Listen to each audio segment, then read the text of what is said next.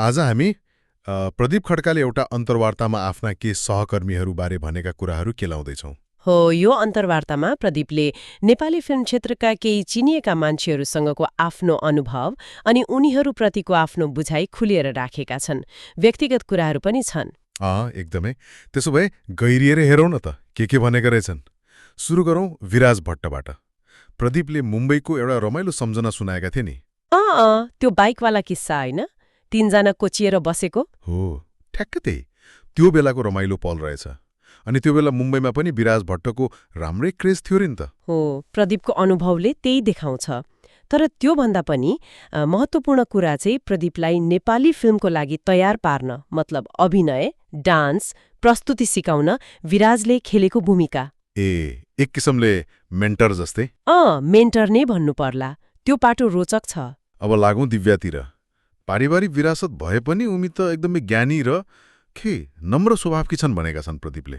हो, त्यो सेवा गर्न आएको भन्ने सोचाइ, त्यो त राम्रो कुरा हो नि। एकदम।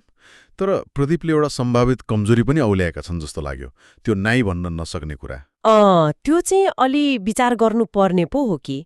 तर रमाइलो के भने प्रदीपले आफूमा पनि त्यस्तै समस्या भएको स्वीकारेका छन्। कसैले फाइदा उठाउला जस्तो लागेपछि नो भन्न नसकेर बरु सम्पर्कबाटै टाढिने रे। हो र? यो त धेरैको समस्या होला नि, होइन? हो नि, सजिलो छैन नाइ भन्न। अनि अर्को कुरा, त्यो स्क्रिनको जोडी रियल लाइफमा पनि बनोस् भन्ने फ्यानहरूको चाहना। होलीमा सोधेका थिए रे नि, तपाईँहरू रियल लाइफ कपल हो भनेर। स्क्रिन केमिस्ट्री मिलेपछि त्यस्तो जिज्ञासा आउनु स्वाभाविकै हो। दर्शकले मन पराएपछि त्यस्तो चाहना राख्छन् नै। अब निर्देशक मिलन चाम्सको कुरा गरौँ है त।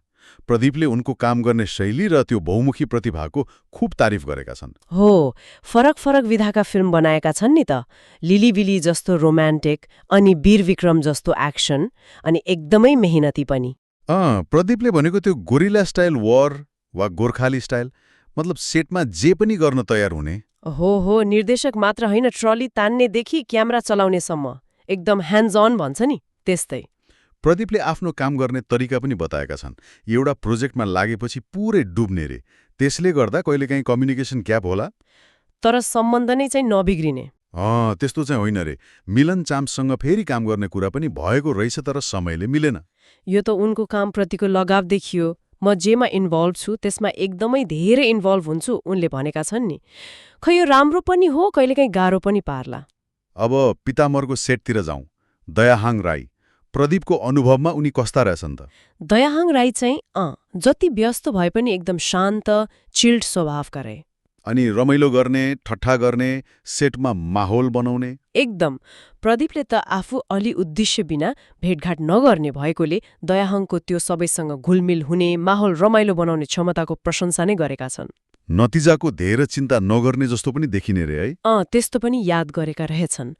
तर उनको अभिनय क्षमता त अब त्यसमा त के बोल्नु र, होइन? सबैले मानेकै कुरा हो नि। अब त्यही सेटका अर्का कलाकार सौगात मल्ल, उनी चाहिँ कस्ता रहेछन् त? दयाहाङ भन्दा फरक? एकदमै फरक। सौगात मल्ल चाहिँ असाध्यै मेहनती र आफ्नो रोलमा गहिरिएर तयारी गर्ने खालको। स्क्रिप्ट, संवादमा निकै घोत्लिने। अलि रिजर्भड। हो, अलि रिजर्भड। प्राय कोठामा वा सेटमा आफ्नो काममै ध्यान दिने। शटको बीचमा पनि संवाद नै याद गरिरहने रे। प्रदीप र क्रिसा कोठामा जाँदा पनि उनी तयारी नै गर्दै थिए भन्ने कुरा पनि छ। दयाहाङ दाइले बोलाएपछि मात्रै ग्रुपमा मिसिने। कति फोकस है आफ्नो काममा।